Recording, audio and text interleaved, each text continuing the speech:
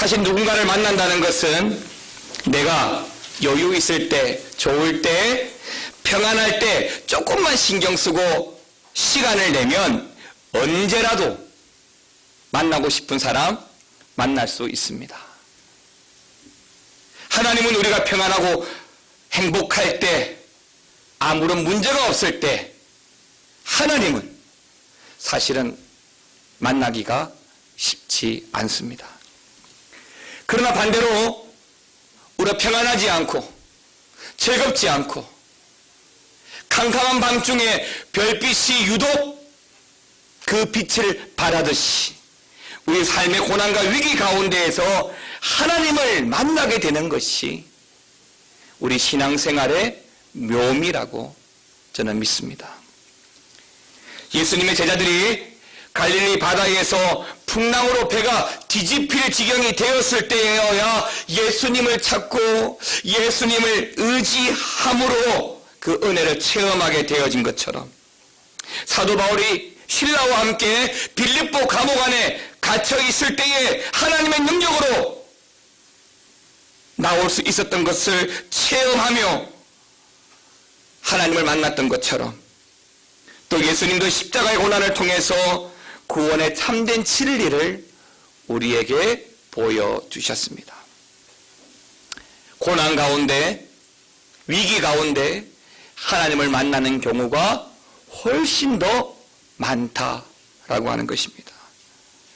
오늘 본문에 나오는 아사, 이 아사 왕은 고난 중에서 하나님을 찾아서 행복의, 형통의 복을 누린 사람입니다. 그런데요, 요즘 하는 말로 쉽게 말해서 등 따뜻해지고 배가 부르니까 나중에는 하나님을 배반하고 하나님을 외면하고 하나님과 상관없는 인생을 살다가 그 하나님으로부터 버림받은 사람이 바로 본문의 아사였습니다. 사랑하는 성도 여러분, 장로님 기도하신 것처럼 2018년도가 시작이 되어져서 이제 거의 끝나가는 시점에 왔습니다. 처음 시작할 때의 마음이랑 끝을 낼 때의 마음이랑 같아야 우리는 지나간 시간을 돌아보면서 참 잘 살았다 라고 말을 하는 것이지요. 그러나 처음은 여러 가지 많은 생각과 계획들과 의지를 가지고 시작하였지만은 하늘을 마무리하는 그 점에 돌아보면 원망과 후회만, 아쉬움만 남아있다면 여러분, 그 해 1년은 잘못 사신 거예요. 신앙생활도 마찬가지입니다. 처음과 같이 시종일관 똑같아야 됩니다. 이스라엘의 위대한 왕이었던 솔로몬이 있습니다. 사울, 다윗, 그 다윗에 이어서 세 번째로 통일왕국의 왕이었던 사람이 솔로몬입니다. 여러분 아시는 대로 솔로몬이 굉장히 하나님의 사랑과 은혜를 많이 받았던 사람입니다. 그래서 솔로몬 시대에 다윗이 이루었던 그 국력, 경제력, 또 여러 가지 권력들이 다윗보다 월등할 정도로 솔로몬은 시대에는 부귀영화를 누렸던 시대입니다. 그런데 어떻습니까? 그의 말년에는 1500명이 넘는 많은 아내를 얻어서 그로 인해서 그들의 문화가 들어오고 그들의 각종 우상이 들어옴으로 말미암아 이스라엘 전체가 우상으로 신음하게 되는 그 역할을 또한 솔로몬이 하였습니다. 그 결과가 어떻게 되죠? 하나님의 심판을 받아서 통일왕국이었던 이스라엘이 남쪽 유다와 북쪽 이스라엘로 분열하게 됩니다. 그렇게 나라가 분열되고 난 다음에 남쪽 유다의 첫 번째 왕이 솔로몬의 아들 르호보암이었고 두 번째 왕이 아비암이었고 오늘 본문의 아사가 유다의 세 번째 왕이 됩니다. 처음 이 아사가 왕으로 즉위하자마자 굉장히 하나님께 칭찬을 받습니다. 영적 청결운동, 척결운동을 주도해 가기 시작합니다. 그러나 나중에는 하나님을 찾지도 않고 기도하지도 않고 하나님의 이름을 부르지도 않습니다. 결국에는 어떻게 됐다고요? 하나님으로부터 버림받았습니다. 여러분, 처음이 중요하지요. 어떻게 첫 장을 넘기는가가 굉장히 중요합니다. 그런데요, 나중은 훨씬 더 중요합니다. 처음에는 항상 시작은 화려하게 하지만은 그 끝이 안 좋은 사람은 그냥 안 좋은 사람이에요. 욥기 8장 7절 말씀처럼 우리의 시작은 미약하지만 나중에 잘 되고 나중에 장대해야 하나님께 복받은 사람인 줄 믿습니다. 때문에 오늘 본문의 아사를 보면서 처음과 나중에 같은 믿음으로 다시 도전할 수 있는 시간이 되기를 바랍니다. 제가 아사에 대해서 전에 한번 주일에 설교한 적이 있습니다. 그때는 15장을 설교를 했지요. 그때는 사실 아사의 화려한 부분만 조명을 많이 했습니다. 오늘은 아사의 전 부분에 대해서 함께 조명해 가기를 원합니다. 먼저 첫 번째 아사왕의 처음 신앙의 모습입니다. 아사왕의 처음 신앙의 모습에 대해서 역대하 14장에 참 잘 나와 있는데 역대하 14장 2절은 이렇게 말합니다. 같이 읽어보겠습니다. 아사가 그 하나님 여호와 보시기에 성과 정의를 행하여, 하나님 보시기에 성과 정의를 행했다라고 하는 것은 하나님 보시기에 인정할 만한 사람이다라고 하는 것이에요. 이 일로 인해서 아사가 하나님께 인정을 받고요. 그로 말미암아 아사가 왕위에 오르자마자 신앙의 개혁을 해가기 시작합니다. 나라의 만연해 있는 여러 우상들을 척결하면서 영적 청결 운동을 해가기 시작합니다. 3절에 보시면 아사는 하나님이 제일 싫어하시는 우상을 회파하고 깨끗하게 제거하기 시작합니다. 또 14장 5절에 보게 되면 그 결과로 하나님께서 평안을 허락하여 주십니다. 여러분 5절 말씀 같이 한번 읽어보겠습니다. 또 유다 모든 성읍에서 산당과 태양상을 없이 하며 나라가 그 앞에서 평안함을 얻으니라. 여러분 그렇습니다. 하나님과 우리가 평안하려면 하나님으로 말미암아 주의 평안을 얻기 위해서 여러분들이 하셔야 될 첫 번째 일은 여러분 영혼의 영적 각성입니다. 여러분의 영혼이 날마다 각성되어져서 하나님과의 관계가 교통되어져야만 여러분의 삶이 평안하게 되는 것입니다. 오늘 이 아사왕이 치리하던 그 당시의 유다에는 얼마나 우상들이 많은지 모릅니다. 아까 말씀드린 대로 1500명 이상의 아내들이 화친이란 이유로 솔로몬과 결혼을 하면서 유다에 들어올 때는 그 나라의 문화와 그 나라의 우상들을 다 가지고 들어오는 겁니다. 또 솔로몬도 다 허락을 했고요. 그로 인해서 최소한 1500개 이상의 우상들이 거룩한 나라 택한 족속 유다 안에 들어와 있던 것입니다. 그리고 솔로몬이 죽고 1대 2대가 지나고 오늘 아사가 치리할 즈음에는 그 우상이 전국으로 퍼져 있어서 이제는 길거리에도 만연하게 우상의 주상들이 세워져 있고 심지어 그 우상을 제사하고 예배하는 초소마저도 만들어져 있어서 모든 민족들이 그 우상 앞에 절하고 예배하는 그런 어처구니 없는 일들이 일어나고 있었던 것입니다. 그런데 이 아사가 어떻게 했다고요? 왕으로 즉위하자마자 이 모든 것들을 다 정리해 버렸다는 것입니다. 아사가 그 나라에 있는 우상들을 정리해 갈 때 컴플레인이 얼마나 많았겠습니까? 굉장했을 거예요. 그럼에도 불구하고 아사는 거기에 굴하지 않고 하나님이 원하시는 일인 줄 믿고 모든 우상들을 하나하나 깨뜨려가기 시작합니다. 그 열정이 얼마나 컸느냐면은 역대하 15장 16절은 이렇게 말합니다. 같이 한번 읽어보겠습니다. 아사 왕의 모친 마아가가 아사라의 가정한 목상을 만들었으므로 아사가 그 태우의 위를 패하고 그 우상을 찍고 빠 기드론 시내가에서 불살랐으니.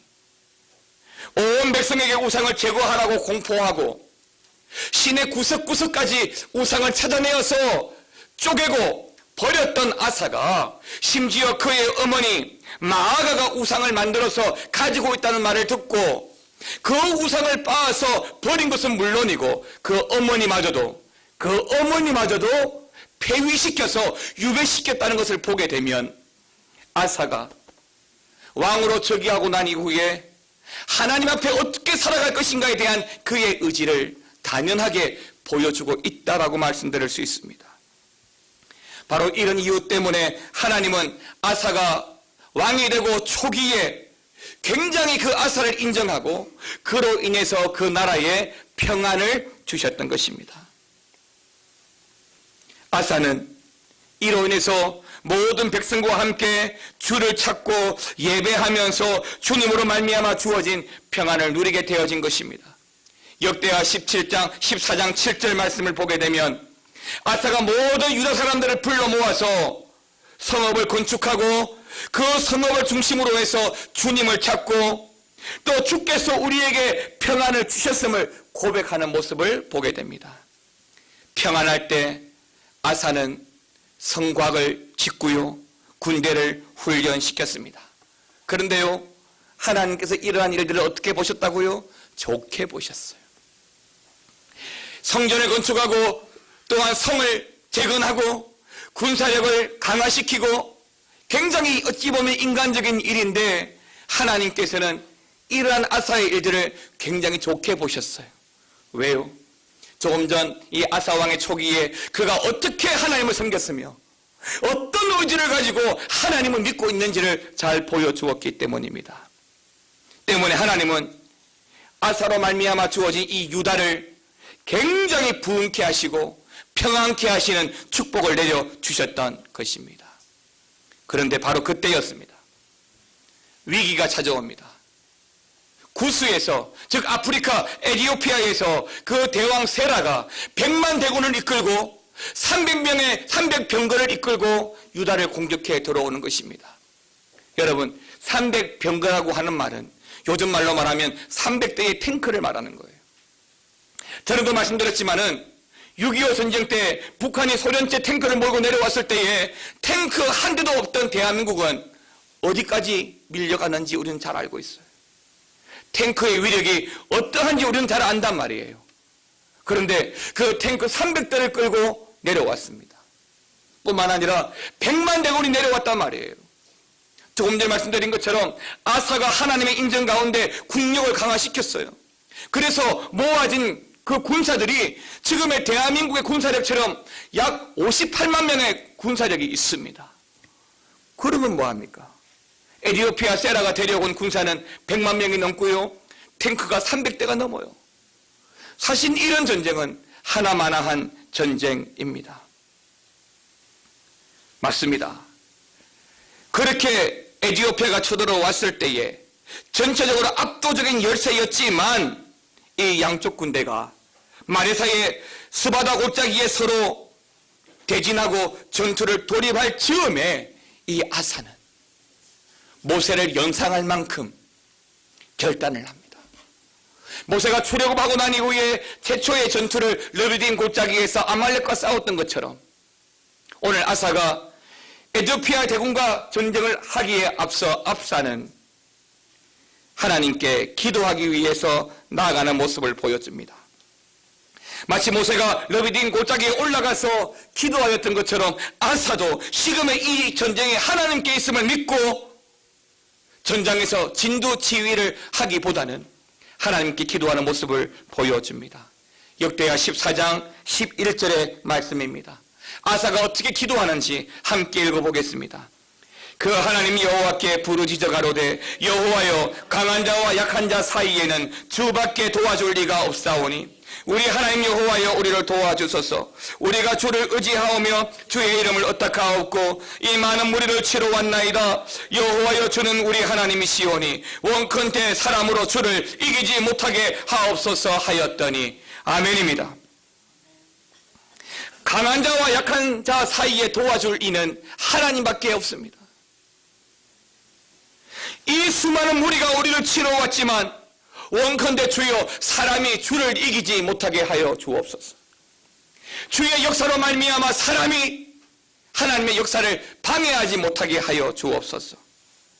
세상에는 강한 자와 약한 자의 차이를 메워줄 방법이 없습니다.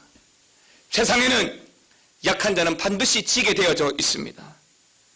하지만 아사는 그렇게 불가피해 보이는 이 차이를 간단하게 메워버릴 그 능력이 오직 하나님께 있음을 믿고 있다는 말이죠. 우리를 도와줄 리가 하나님밖에 없기 때문에 아사는 여기 이 11절에서 우리가 주를 의지하오며 주의 이름을 의탁하오니 라고 기도합니다. 여러분, 여기 아사가 주의 이름을 의지하며 라고 하는 의지하다라고 하는 말은 히브리어로 동사로 쓰여졌습니다. 즉 다시 말하면 이 의지한다라고 하는 말은 하나님 앞에 눕다, 하나님께 들어눕다, 하나님께 모든 것을 맡기고 쉬다 라는 의미가 있습니다. 즉 주께서 사람이 이기지 못하게 하옵소서 라고 기도함으로 말미암아 그가 하나님 앞에서 발랑 들어 누웠다는 이야기예요.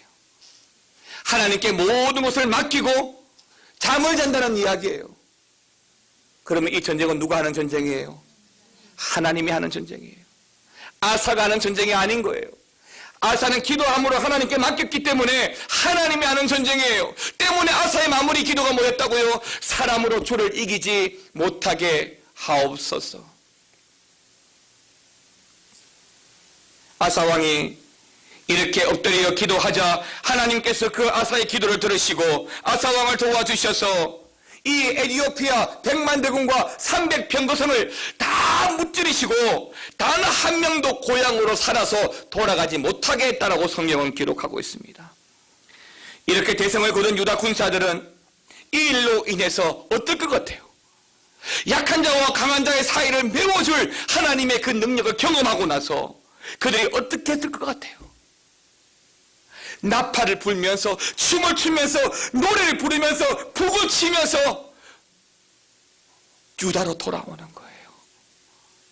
그 모습을 바라보는 유다 사람들도 마찬가지인 거예요. 이 전쟁이 사람이 아니라 하나님께 있음을 믿었기 때문에 그렇게 춤추고 돌아오는 그들에게 함께 춤추며 노래하면서 모든 나라가 하나님의 승리를 찬양하고 그 승리의 영광을 함께 나누었던 것입니다. 아사 왕이 이와 같이 열심으로 하나님을 섬기니까 하나님께서 하늘의 문을 여시고 축복을 내려주셔서 유다 민족은 이 아사 시대에 정말로 태평한 시대를 누렸습니다. 성경은 무려 20년 동안 이 아사가 통치하는 시기에 어떤 나라도 감히 이 유다를 넘보지 못했다라고 기록을 하고 있어요. 이게 바로 처음 아사의 신앙의 모습이에요. 두 번째는 아사의 나중의 신앙의 모습입니다. 그렇게 20년 동안 유다에는 아무 일 없이 나라가 부강하고 평안했습니다. 20년 동안 아무 일도 문제가 일어나지 않았어요. 그런데 이 때문에 문제가 발생합니다. 아무런 문제가 없고 그저 만족하고 평안하니까 문제가 생기기 시작해요. 어떤 문제가 생기죠? 매너리즘에 빠지기 시작하는 거예요. 무력해지기 시작하는 거예요. 하나님을 찾지 않아도 평안하니까, 하나님을 의지하지 않고 덜어눕지 않아도 하나님께서 다 해결해 주시니까 더 이상 이들이 하나님을 부르지 않아요. 하나님을 찾지 않아요. 아사 왕의 신앙이 점점 시들해져 가요. 오늘 보면 16장에 보면 그 20년이 지나고 난 다음에 남쪽 유다와 경계하고 있는 북쪽 이스라엘의 왕 바아사가 군대를 이끌고 유다를 공격해 들어왔습니다. 북쪽 이스라엘의 군대는 사실은 20년 전에 에티오피아 군대 100만 명에 비교하면 비교도 되지 않을 만큼 적은 숫자고, 지금 현재 유다가 가지고 있는 군사력으로도 얼마든지 대체하고 해볼 만한 전쟁임에도 불구하고 아사는 이 전쟁으로 말미암아 두려움이 들어오기 시작했습니다. 그런데요, 여러분 아셔야 될 것이 있어요. 어떤 상황에 두려움이 생겨요? 그 두려움은요, 불신의 증거입니다. 불안의 증거고요. 이 두려움을 극복해서 하나님께 나아가고 하나님을 의지해 간다면 또 한 번 하나님은 에디오피아와 전쟁에서의 승리를 이끌게 하신 것처럼 그 승리를 경험하게 하시지만은 두려움으로 말미암아 하나님을 찾지 못하고 기도하지 못하고 하나님께 나오지 못하게 되면 결국 하나님께서 외면하십니다. 이 전쟁으로 말미암아 아사가 한 행동은 이렇습니다. 북쪽 이스라엘 군대가 쳐들어 내려왔습니다. 그때 아사가 한 일은 지난번 에디오피아 군대와 같이 기도한 것이 아니라 왕궁 안으로 뛰어 들어갑니다. 왕궁 안으로 뛰어 들어가서 왕궁 깊숙이 숨겨놓은 각종 금, 은, 기물들을 다 모아서 가지고 나옵니다. 그리고 곧장 사신을 시켜서 그 기물들을 이웃나라 아람 왕국의 벤 하닷에게 보내는 것이요. 그리고 그 아람 나라의 벤 하닷에게 원군을 요청하는 겁니다. 예, 이 아사의 요구대로 아람 왕국이 그 전쟁에 투입이 되고 이제는 아람과 북쪽 이스라엘의 전쟁으로 말미암아 이 북쪽이 유다의 공격을 포기하게 되었습니다. 결국 전쟁은 끝이 났어요. 아사가 계획하고 아사가 의도한 대로 전쟁은 일어나지 않았습니다. 그런데요, 이제부터 본격적인 사건이 일어납니다. 하나님의 선지자 하나니가 아사에게 찾아옵니다. 나라의 심각한 위기 앞에 왕이 무릎 꿇지 않고 하나님을 찾지 않고 이웃 나라를 의지하여서 인간적으로 전쟁을 외면하려 한 것에 대해서 강하게 책망을 하였습니다. 오늘 읽어드린 본문의 내용이 바로 그 내용입니다. 그런데 다윗은 선지자 나단의 책망을 듣고 회개함으로 말미암아 무릎 꿇어서 다시 한 번 더 하나님을 의지하고 세워지는 왕이 되었지만은 오늘 여기 아사는 이 하나님의 책망을 듣고 대노하여서 하나님을 감옥에 가두어 버립니다. 심지어는 그 하나님과 동조한 사람들조차도 붙잡아서 학대하고 가두어 버립니다. 이런 일이 있고 난 이후에 3년 후 정확히 아사는 아주 작은 문제가 생겼습니다. 그의 발끝에 원인 모를 병이 생겼습니다. 발끝에 생긴 이 병을 고치기 위해서 아사는 백방으로 수소문하였지만 어떤 유명한 의원도 이 아사의 발의 병을 고치지를 못했습니다. 결국 아사는 원인 모를 발에서 시작되어진 그 병 때문에 고생하다가 2년 후에 홀로 쓸쓸히 죽음을 맞이합니다. 성경은 이러한 아사의 상황에 대해서 오늘 본문 12절 13절은 이렇게 설명하고 있습니다. 같이 한번 읽어보겠습니다. 아사가 왕이 된 지 39년에 그 발이 병들어 심히 중하나 병이 있을 때에 저가 여호와께 구하지 아니하고 의원들에게 구하였더라. 아사가 위에 있은 지 41년에 죽어 그 열조와 함께 자매. 유다와 이스라엘이 분열되어지고 나서 유다의 일대 왕이었던 르호보암도 17년을 통치하였습니다. 그리고 그 다음에 아비암 역시도 그렇게 오래 통치를 하지 못하고 바로 3년만 통치하였습니다.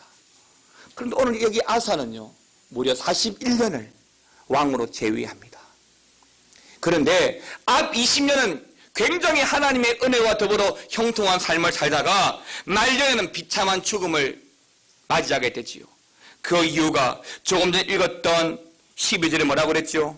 저가 여호와께 뭐하지 아니하고 구하지 아니하고 의원들에게 구하였더라라고 했습니다. 의원들에게 나간 것이 문제가 아니에요. 하나님께 기도하지 않고 하나님을 찾지 않은 것이 문제예요. 영적으로 병들었다는 이야기예요. 영적으로 심각한 문제가 있다는 이야기예요. 맞아요. 신앙생활하는 우리 성도가 어느 순간 하나님께 기도하지 않고 하나님 앞에 충성하지 않고 헌신하지 않고 수고하기를 꺼려하는 것은 죄송합니다. 영적으로 병들었다는 증거예요.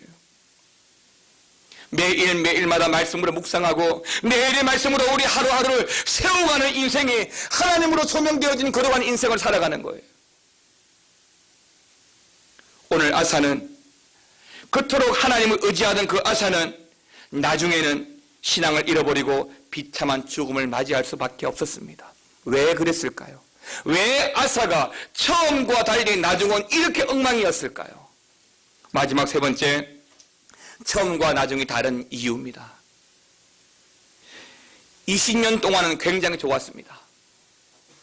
그런데요, 좋을 때, 평안할 때 문제는 그가 하나님을 찾지 않았다는 것입니다. 맞아요. 좋을 때, 평안할 때 하나님을 찾지 않았어요.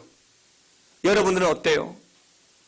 직장생활이 원만하고 자녀들이 공부도 잘하고 건강하고 집안에 특별한 문제가 안 생기고 그럴 때 여러분들은 여러분 가정을 위해서 얼마나 기도하십니까? 그런데 막상 내 아이가 아프고 물질적인 문제가 생기고 사람과의 관계가 틀어지고 갈등이 일어나면 우리는 이 부분 때문에 하나님께 기도해요. 하나님 도와주세요. 나에게 문제가 생겼어요. 하나님, 나는 이 일을 해결할 수가 없어요. 하나님 도와주세요. 그 문제로 말미암아서 하나님께 나가게 되지요. 하나님을 찾는다는 것은 우리 신앙생활에 얼마나 큰 영향을 미치는지 모릅니다.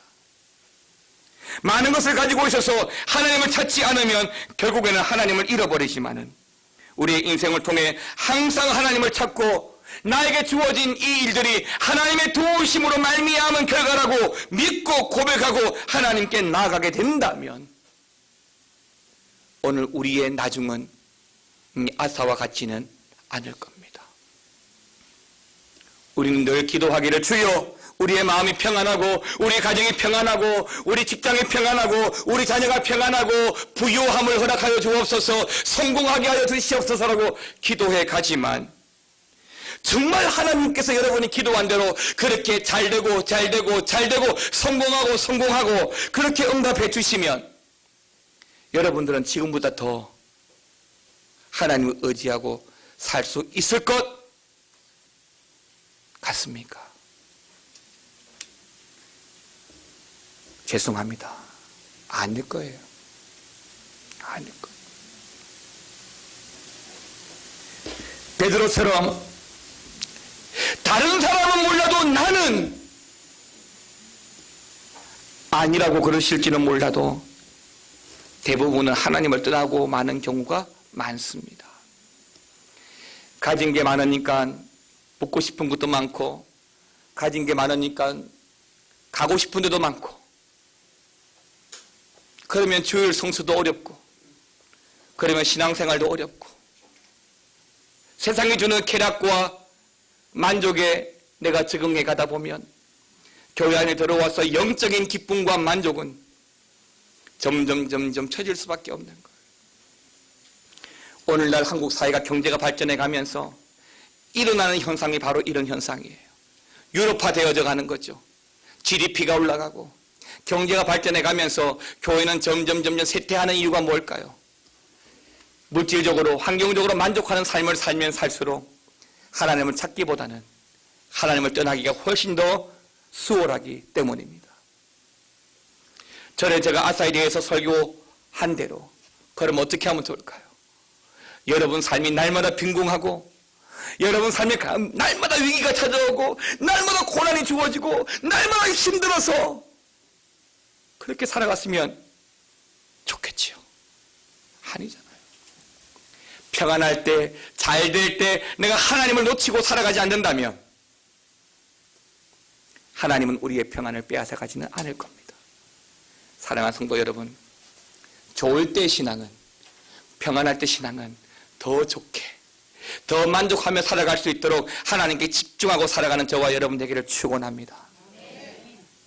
나를 힘들게 하고 나의 고통을 주고 나에게 위기를 주어서 반강제적으로 하나님께 엎드려 하나님을 찾지 않아도 될 만큼 날마다 일상 가운데 하나님을 의지하고 살아가는 은혜가 있기를 축원합니다.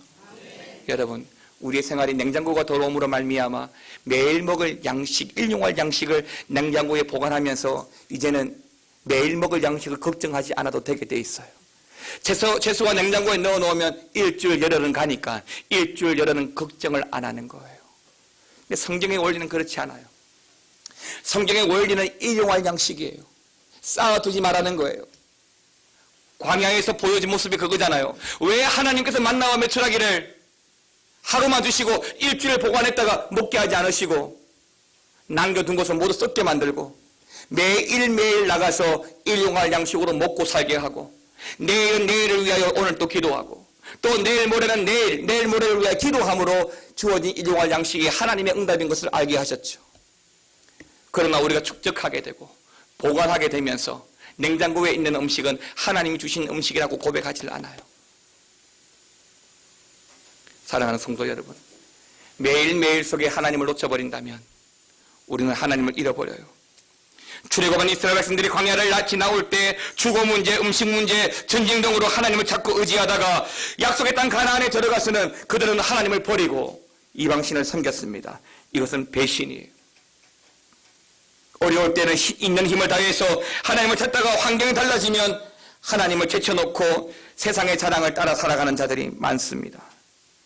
사랑하는 성도 여러분, 그것이 바로 아사의 모습이에요. 아사는 믿음을 잃고 문제에 부딪혔을 때에 믿음의 방법을 택하지 않고 인간적인 방법, 세상적인 방법을 선택하였습니다. 하나님께 무릎 꿇지 않았습니다. 때문에 전쟁이 났을 때 에티오피아와의 군대처럼 전쟁처럼 무릎 꿇어 기도하기보다는 궁왕에 있는 은금을 모아서 이웃 나라에 요청하는 모습을 보여줍니다.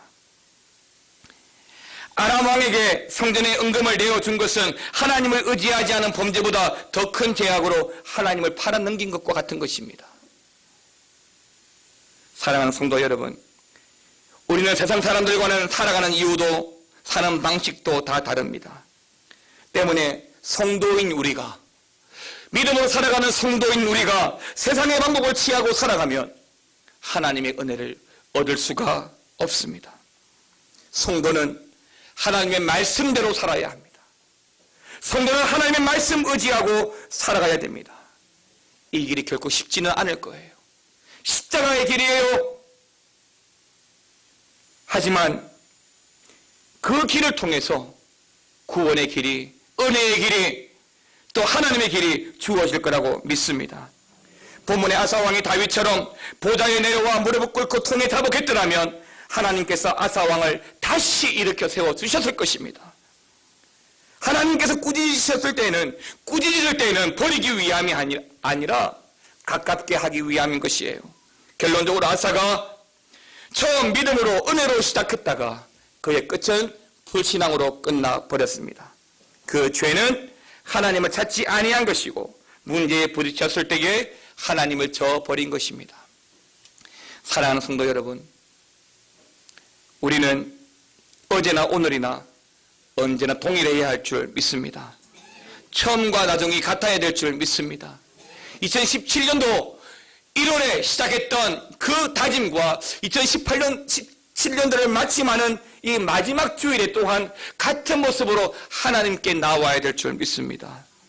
기독교는 물이 변하여 포도주가 되는, 그러니까 사실은 처음보다 더 좋았더라 입니다.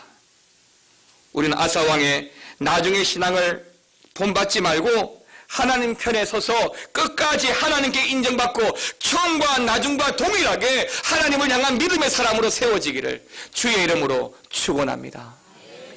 보혈을 지나 하나님 품으로 함께 찬양을 하시겠습니다.